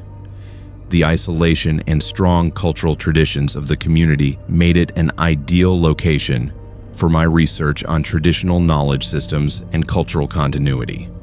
I arrived in Old Crow in early February when the temperature was consistently below minus 30 degrees, and daylight lasted only a few hours each day. The community welcomed me, and I was given permission to conduct interviews with several elders who were willing to share their knowledge. I rented a small cabin on the outskirts of the village and settled in for what I planned would be a month-long stay. During my first week, I spent my days conducting formal interviews and my evenings transcribing and organizing my notes. The elders I spoke with were generous with their time and knowledge, sharing stories about traditional hunting practices, seasonal migration patterns, and the spiritual beliefs that connected the Untold Gwich'in to the land. One recurring theme in many of the conversations was the importance of respecting certain places and not disturbing sites that held spiritual significance. One elderly man, whose name I will not use out of respect for his privacy, warned me specifically not to visit an old trading post that stood about 5 kilometers outside the village. He said the building had been abandoned for decades and that there was something wrong with it. When I pressed him for details, he became reluctant to elaborate. He only said that people who went there sometimes experienced strange things, and that the building existed in a way that was not quite right. I assumed he was speaking metaphorically about the building's historical significance, or perhaps about contamination issues. My academic curiosity got the better of me. I'd seen references to trading posts in the historical records of the area, and I thought photographing and documenting an abandoned post might add valuable context to my research. On a relatively warm day when the temperature was only minus 15, I decided to snowmobile out to the location the elder had mentioned. Several people in the community noticed me leaving and asked where I was going. When I told them, they looked troubled and advised against it, but I assured them I would be careful and would not disturb anything. The ride took about 20 minutes across the frozen landscape. The trading post was easy to find, a weathered wooden structure standing alone on a slight rise overlooking a bend in the Porcupine River. As I approached, I was struck by how well preserved it appeared. The building looked old, but not ruined. The roof was intact, the walls were straight, and there was even glass in most of the windows, for a building that had supposedly been abandoned for decades in this harsh climate. It seemed remarkably stable. I parked my snowmobile and approached on foot. The door was not locked, and it opened easily when I pushed. The interior took my breath away. The trading post looked like it was still in operation. The shelves were stocked with goods, canned foods, dry goods, tools, and supplies, all neatly arranged. There was a counter with an old-fashioned cash register, and behind the counter were shelves of tobacco, ammunition, and other items. A calendar hung on the wall showing the month of August 1965. The level of preservation was impossible. These items should have been covered in decades of dust, rusted, rotted, or taken by scavengers and souvenir hunters, but everything looked fresh, like the store had closed yesterday for the night and would reopen in the morning. I pulled out my camera and began taking photographs, documenting the shelves and the items. I picked up a can of soup, and the label was not faded. The can showed no signs of rust or age. As I was examining the items, I heard footsteps on the floor above me. Heavy, deliberate footsteps, like someone pacing back and forth. Then a voice called down from upstairs, a man's voice, gravelly and irritated. "Shop's closed. Come back tomorrow." The voice sounded completely real, not muffled by distance or age, but clear and present, as if the speaker was just a few feet away. Every instinct told me to run. I dropped the can I was holding and bolted for the door. I did not look back, did not try to see who or what was upstairs. I ran to my snowmobile, started it with shaking hands, and drove back to the village as fast as the machine would go. My heart was pounding, and I felt a deep, primal fear that I had intruded somewhere I absolutely should not have been. When I reached the village, I went directly to the home of the elder who had warned me. He took one look at my face and invited me inside. I told him what I had seen, describing the stocked shelves, the fresh-looking goods, and the voice I had heard. He listened without interruption, his expression growing more serious as I spoke. When I finished, he nodded slowly and said I had been fortunate to leave when I did. He explained that the trading post I had entered was not exactly the abandoned building that existed in the present. According to the knowledge passed down through generations, that particular location existed in two times simultaneously. The physical structure stood in the present as a collapsed and rotted ruin, but the past version of the building, from when it was operational in the 1960s, also existed at the same spot. Sometimes, people would enter what they thought was the old ruin and find themselves in the functioning trading post from decades ago. He said that the man whose voice I heard was the original trader who ran the post. His name was Thomas, and he had disappeared in 1965 under mysterious circumstances. The trading post had closed that summer, and when people from the community went to check on Thomas, they found the building locked up and him gone. His truck was still there. His personal belongings were in his living quarters upstairs, but Thomas himself had vanished. No trace of him was ever found, and the mystery was never solved. According to the elder, Thomas never left. He was still there, trapped in the building in some kind of loop or pocket of time that repeated endlessly. People who entered the building when it manifested as the operational trading post from 1965 would sometimes encounter Thomas. He would always say the same thing, that the shop was closed and to come back tomorrow. The elder warned me not to go back, because those who stayed too long in the building or who went upstairs to confront Thomas would sometimes become lost in the same time loop. I thought he was telling me a traditional story or a metaphor, until I insisted we return to the trading post together so I could show him the photographs I had taken. He reluctantly agreed, and the next day we snowmobiled back to the location. What I saw when we arrived shattered my understanding of reality. The building was a ruin. The roof had collapsed, the walls were partially fallen, and the structure was clearly uninhabitable and had been for many years. The door hung off its hinges, and inside was nothing but rotted timber, snowdrifts, and debris. There were no shelves, no goods, no functioning interior whatsoever. It was exactly what an abandoned trading post that had stood empty for 60 years should look like. I was speechless. I knew what I had seen the day before. I had been inside a fully intact stocked trading post. I had touched the items on the shelves. I had heard a voice, but now I was looking at a building that could not possibly have been what I experienced. The elder watched my reaction and said quietly that this was why people were warned to stay away. When I returned to my cabin, I immediately checked the photographs I had taken inside the trading post. The photos existed on my camera's memory card, and they showed exactly what I had seen. The stocked shelves, the intact interior, the calendar showing August 1965. But when I went to download them to my laptop, something strange happened. The files corrupted during the transfer. Every single photograph from inside the trading post became unreadable, showing only error messages when I tried to open them. Photographs I had taken before and after the trading post visit transferred perfectly. Only the images from inside the building were destroyed. I spent the rest of my time in Old Crow researching what I had experienced. I spoke with other community members who admitted they had heard similar stories or had their own strange experiences near the trading post. One woman told me her father had entered the building in the 1980s and found it fully stocked and operational. He had spoken with Thomas, who told him the shop was closed. When her father returned the next day with other people, the building was a ruin and always had been. I found archival records at the community office that confirmed the basic facts. There had been a trading post at that location operated by a man named Thomas Hewitt from 1958 to 1965.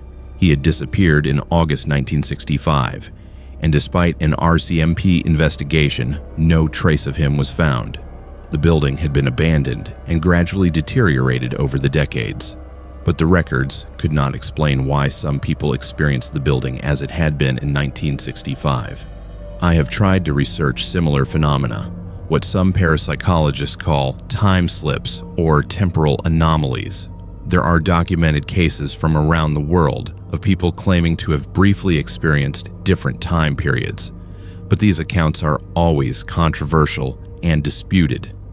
The difference with my experience is that multiple people over multiple decades have experienced the same phenomenon at the same location, which suggests something more than individual hallucination or misperception. The most disturbing aspect came after I left Old Crow.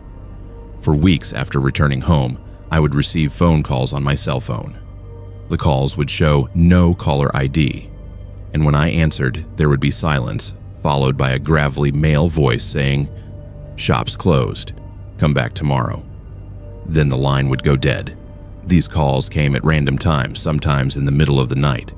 I changed my phone number, and the calls stopped, but I still sometimes wake up convinced I can hear that voice in my apartment. I have also experienced strange dreams where I am back at the trading post, but this time I go upstairs. In the dreams, I find Thomas sitting at a desk in a small room, writing in a ledger. He looks up at me and says, "You should not have come here. Now you are part of it too." I wake from these dreams, feeling disoriented and confused about what year it is. I abandoned my research project. I could not complete the work knowing that I had experienced something that fundamentally challenged the scientific frameworks I had spent my career building. How do you write an academic paper about traditional knowledge when you have experienced something that suggests our understanding of time and reality is incomplete? I took a leave of absence from my university position, and I have been trying to process what happened. The elder in Old Crow told me that the land remembers things that happen on it, and that some places hold memories so strongly that they can replay them. He said that Thomas is still in that trading post, still living August 1965, unaware that 60 years have passed in the world outside. and according to the elder, anyone who stays too long in the building risks becoming trapped in the same loop, forever repeating the same moments while the world moves on without them. I do not know if I believe in ghosts or temporal anomalies or dimensional pockets, but I know what I saw and experienced. I entered a building that existed simultaneously in 2 different times, and I encountered something or someone that should not have been possible. The photographs that corrupted, the voice on my phone, and the dreams that continue to haunt me all suggest that my brief visit to that trading post created a connection that I cannot fully sever. I will never return to Old Crow, not because I did not love the community or the work I was doing, but because I fear what might happen if I went back to that trading post. Part of me worries that if I entered the building again, I might find it fully stocked and operational. And if I went upstairs this time, I might meet Thomas face to face. And I am terrified that if that happens, I might not find my way back to 2024. I am a man in my mid-40s, and this happened to me in the summer of 2023, and it has haunted me every day since. I am an RCMP officer, and I have seen disturbing things in my career, but nothing prepared me for what I encountered in Beaver Creek during the summer solstice. I have been advised not to speak publicly about certain details of this case, but I feel compelled to share what I know because the pattern continues, and people deserve to be warned. I can talk about it now because I have transferred to a different detachment, and I no longer patrol that area, but I still wake up at night thinking about what happened to those people. I was stationed at the RCMP detachment in Beaver Creek, Canada's westernmost community, located just 28 kilometers from the Alaska border. Beaver Creek is tiny, with a population of around 100 people, mostly members of the White River First Nation and workers at the Border Services Station. The detachment usually handles routine matters like traffic enforcement, border-related issues, and the occasional domestic dispute. It is isolated and quiet, exactly the kind of posting where you do not expect to encounter cases that defy explanation. On June 21st, 2023, the day of the summer solstice, I received a call around 9:30 in the morning from the manager at one of the local motels. A couple who had checked in 2 days earlier had not checked out as scheduled, and their RV was still in the parking lot with the door standing open. The manager had knocked and called out but received no response. She was concerned because their belongings were still inside and there was food cooking on the stove when she looked through the door. I drove to the motel immediately. The RV was a newer model, well maintained with British Columbia plates. When I approached, I could smell something burning from inside. The door was indeed wide open, and I called out several times before entering. Inside, I found a pot of oatmeal that had boiled dry on the stove, the bottom of the pot scorched black. Coffee had been brewed, and 2 cups were set out on the table. Personal items were scattered around, phones charging, wallets on the counter. Everything indicating that the occupants had simply stepped out for a moment and intended to return immediately. I checked the motel registration and confirmed the couple's names. Michael and Lisa, both in their mid-50s from Vancouver. They were traveling the Alaska Highway on vacation. I called their emergency contacts listed on the registration and learned that the couple had called family members the previous evening and mentioned they were planning to visit a wildlife viewing area the next morning before continuing their journey.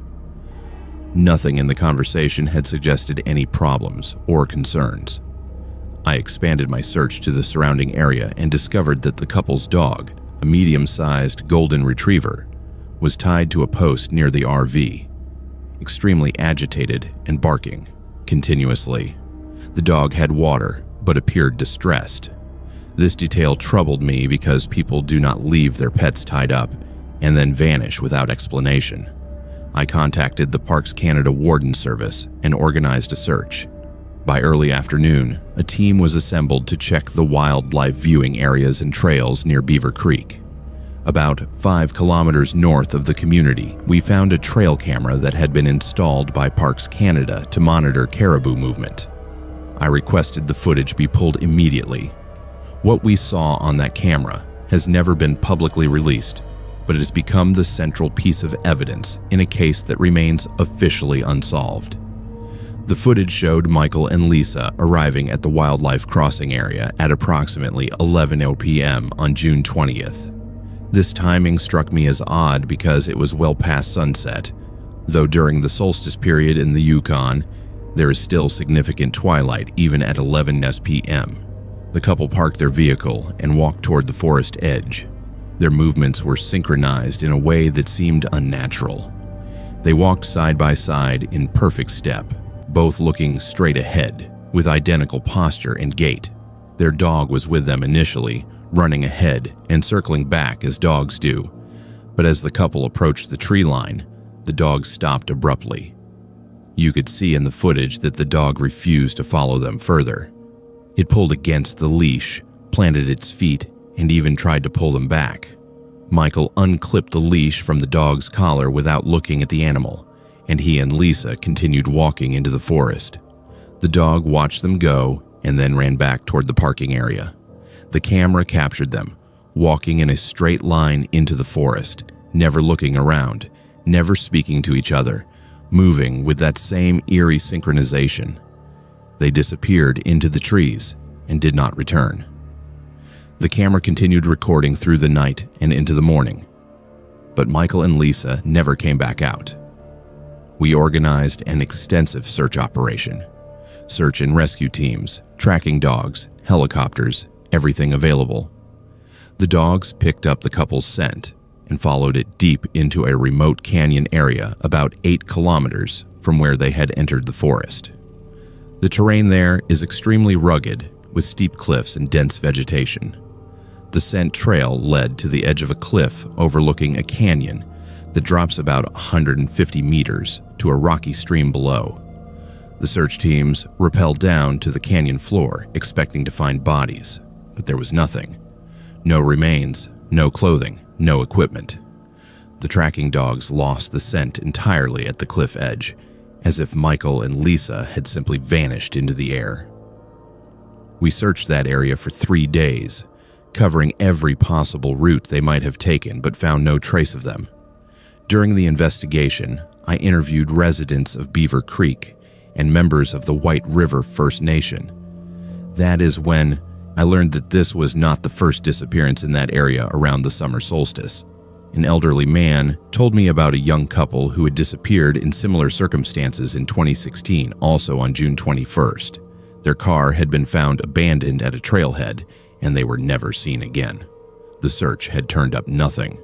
Before that, in 2009, a solo hiker had vanished on the solstice, and records I found in the old files suggested there were disappearances dating back even further.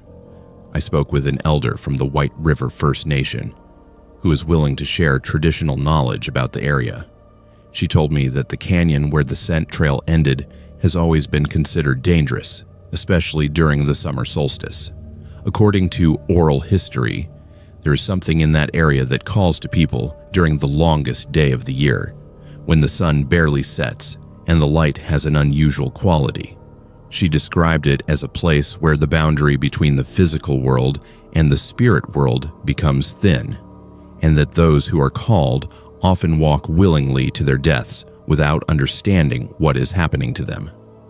She said that in traditional times, the Athapascan peoples who lived in the area would avoid that canyon entirely around the solstice. There were stories of people who heard voices calling them from the canyon, beautiful singing that promised something wonderful if they would only come closer. Those who followed the voices were never seen again. The elder told me that the land itself has memory, and that something ancient dwells in that canyon, something that hungers during the solstice. I returned to the trail camera footage and studied it frame by frame. What I noticed upon closer examination was deeply disturbing. In several frames visible in the trees beyond where Michael and Lisa were walking, there appeared to be other figures. They were barely visible, like shadows or smudges on the film, but when I enhanced the images, they looked humanoid. The figures seemed to be keeping pace with the couple, moving through the forest parallel to them. in the final frames before Michael and Lisa disappeared into the darkness. These shadow figures appeared to be leading them, walking just ahead. The official investigation concluded that Michael and Lisa had met with misadventure in the wilderness, likely falling from the cliff during a night hike with their bodies swept away by the stream or lost in the dense vegetation. But I know there is more to the story than that explanation. The synchronized walking, the dog's refusal to follow, the total absence of any remains, and most importantly, the pattern of disappearances on the same date over multiple years all point to something that cannot be explained by conventional means. I made a formal recommendation to the RCMP and to Parks Canada that the area be closed to public access during the period surrounding June 21st. My recommendation included historical data on the disappearances and consultation notes from Indigenous elders. The response was bureaucratic inaction. There was concern about the economic impact on tourism, about potential liability if an official warning was issued, and about the lack of concrete evidence for a specific threat. Instead, general warning signs about hazardous terrain were posted, but nothing that would alert visitors to the specific danger during the solstice period. Michael and Lisa's case remains open. Their families continue to hope they will be found, but I know they will not. I have seen the footage, studied the pattern, and heard the stories. Something in that canyon takes people during the summer solstice, has been taking them for generations, and will continue to do so because we refuse to acknowledge what the evidence clearly shows. I requested a transfer from Beaver Creek 6 months after the incident. I could not continue working in an area where I knew people were at risk and where I was powerless to prevent future tragedies. The detachment that replaced me has been briefed on the case but not on the full details of what I learned from the elders. I worry that when June 21st comes around again, someone else will be camping in that area, will hear something calling from the canyon, and will walk willingly into the forest, never to return. The summer solstice is celebrated around the world as a time of light and life. But in that remote corner of the Yukon, it is a time when something ancient awakens, and the boundary between our world and something else becomes dangerously thin. Michael and Lisa were not the first to disappear, and unless serious action is taken, they will not be the last. I share this story in the hope that it reaches someone planning to visit that area during the solstice period. Stay away from the canyons north of Beaver Creek on June 21st. If you hear singing or voices calling to you from the forest, do not follow them. And if you feel a compulsion to walk into the wilderness at night during the solstice, fight it with everything you have, because once you start walking, you will not stop until you have gone too far to ever find your way back. I am a woman in my early 20s, and this happened to me last summer in 2024, and I still cannot close my eyes without seeing their faces looking up at me from the water. I know this will sound like something from a ghost story, but I swear on everything I hold sacred that what I experienced at Bennett Lake was real. I have tried to rationalize it, tried to convince myself it was exhaustion or stress or my imagination, but too many other people saw the same things I did. I can talk about it now because I am far away, and because I hope that sharing this might prevent someone else from experiencing what we went through. I was working as a summer camp counselor at a youth camp on the shore of Bennett Lake near Carcross. Carcross is a small community about 75 kilometers south of Whitehorse, situated at the junction of Bennett Lake and Nares Lake. The area is stunning, with mountains rising dramatically from the water and long sandy beaches that are rare in the Yukon. The camp was run by a non-profit organization that brought Indigenous and non-Indigenous youth together for cultural exchange and outdoor education programs. I had been hired as one of 6 counselors for the 8-week summer session. The camp itself was located on a beautiful stretch of beach on the eastern shore of Bennett Lake. We had cabins for the campers, a dining hall, and various activity areas spread across about 5 acres of land. The lake water was cold but clean and one of the main activities was supervised swimming and canoeing. I was responsible for a cabin of 8 girls aged 12 to 14, and I loved the work despite the long hours and challenging conditions. Everything was normal for the first 3 weeks of camp. The kids were enthusiastic, the weather was mostly cooperative, and we had no serious incidents. But in the 4th week, some of the campers started reporting strange things. Several kids mentioned seeing other children playing on the beach at night, which should not have been possible since all campers were accounted for in their cabins after evening activities. When counselors investigated, they found no one on the beach. Then one of the girls in my cabin, a 13-year-old named Emma, came to me visibly shaken after swimming time. She said she had seen children underwater while she was swimming, standing on the bottom of the lake looking up at her. She described them as wearing old-fashioned clothes and having pale, bloated faces. I assumed she had seen rocks or logs that her imagination had transformed in the murky water, and I reassured her that it was nothing to worry about. But over the next few days, more campers reported similar experiences. They described seeing children in the water who would wave at them and beckon them to come deeper. Some said they heard singing coming from the lake at night, children's voices harmonizing in a language that sounded indigenous, but that none of our First Nations campers recognized. The camp director, a woman named Patricia, who had been running the camp for 15 years, seemed troubled by these reports, but told us it was probably just the kids scaring each other with ghost stories. On a Wednesday evening in late July, I had taken a group of 6 campers down to the beach for a supervised evening swim. The water was calm, and the weather was warm, perfect conditions. The girls were playing in the shallows, splashing and laughing, when suddenly one of them started screaming. I ran into the water and found her thrashing and crying, saying that something had grabbed her ankle and tried to pull her under. I got her to shore and checked her leg. There were marks around her ankle, not bruises, but impressions, like small fingers had gripped her tightly. The girl, a 12-year-old named Sophia, was hysterical. She kept saying that a child had grabbed her from below, a girl with long dark hair and white eyes who had smiled at her with too many teeth. I tried to calm her down while the other campers gathered around, all of them clearly frightened. That is when I saw them. In the water about 20 meters from shore, there were children. At least a dozen of them, maybe more.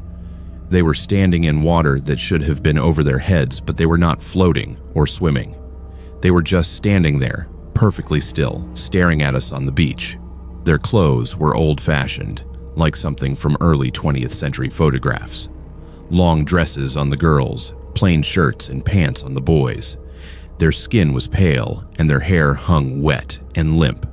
But the most disturbing thing was their eyes. Even from that distance, I could see that their eyes were completely white, no pupils or irises visible. The campers saw them too. All 6 girls were now huddled behind me, whimpering and crying.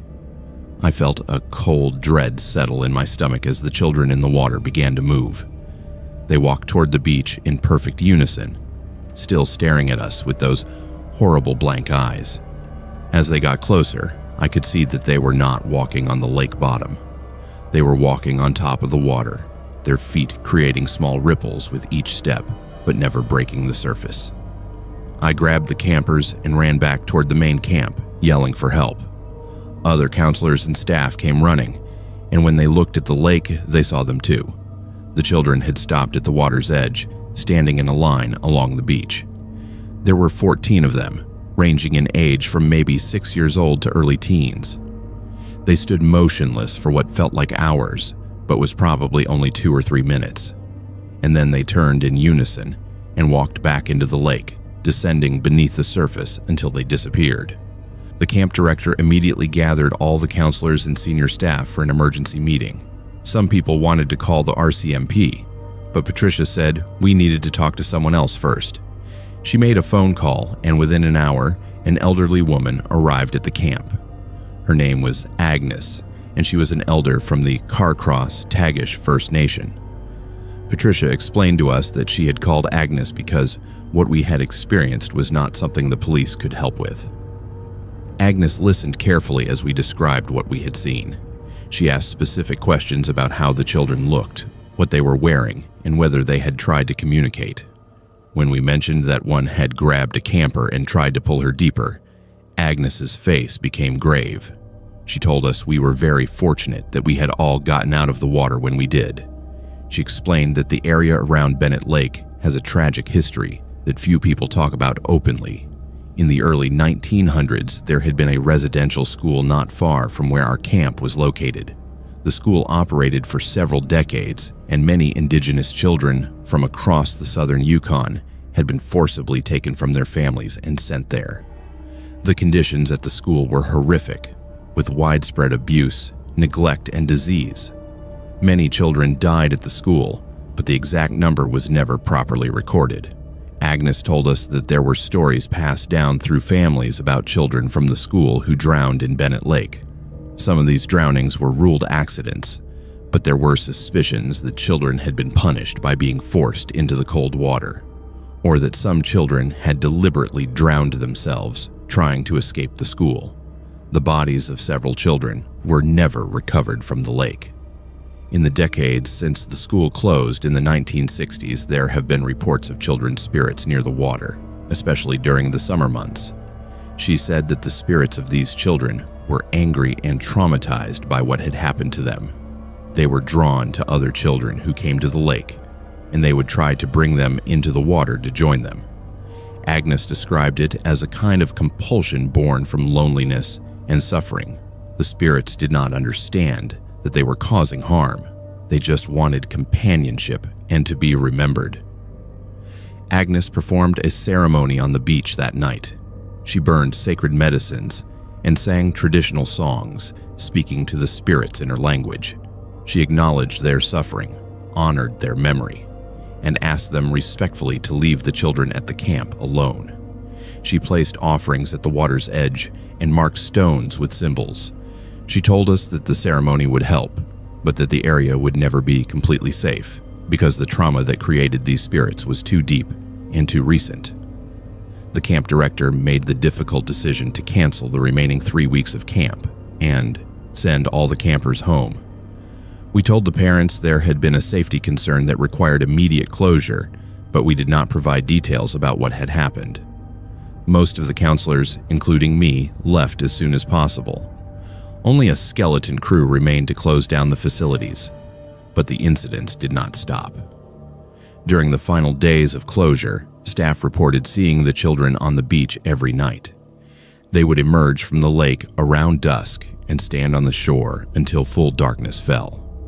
One counselor, a man named David, reported waking up to find a dripping wet child standing at the foot of his bed, staring at him with those white eyes. He packed his belongings and left that same night. I learned later from Patricia that this was not the first time the camp had experienced supernatural activity. There had been incidents in previous years, but never as intense or frightening as what happened in 2024. She said that after consulting with First Nations elders and the organization's board, the decision was made to permanently close the camp at that location. The property has since been transferred to the Carcross Tagish First Nation, and there are plans to create a memorial site to honor the children who died at the residential school. I did some research after I left the camp and found historical records confirming what Agnes had told us. The residential school had operated from 1911 to 1968, and while official records only acknowledge 12 student deaths, interviews with survivors and community members suggested the actual number was much higher. Several of the recorded deaths were listed as drownings, and there were multiple mentions in archival documents of students being punished with cold water or forced to swim in the lake as discipline. What haunts me most is not just what I saw, but what it represents. Those children suffered unimaginable trauma and abuse at the hands of people who were supposed to educate and care for them. They died far from home, separated from their families and culture, and many were never properly mourned or even identified. The fact that their spirits are still trapped at that lake, still trying to reach out to the living, is a testament to how profound and lasting that harm was. I cannot work with children anymore without thinking about those faces in the water. I changed my career plans, and I now work in an office doing administrative work. I avoid lakes and beaches, especially in northern regions.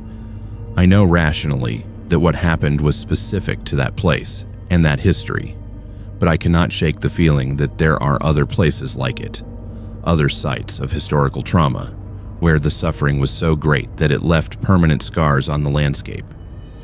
The experience also taught me how important it is to acknowledge these histories. Agnes told us that part of the reason the spirits were so active was because their deaths had never been properly acknowledged or honored.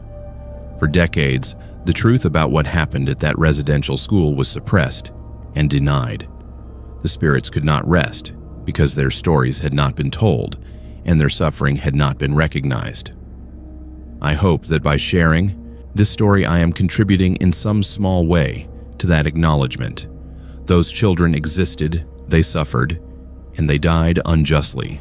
Their spirits deserve to be at peace, and the living deserve to know what happened, so that such horrors are never repeated.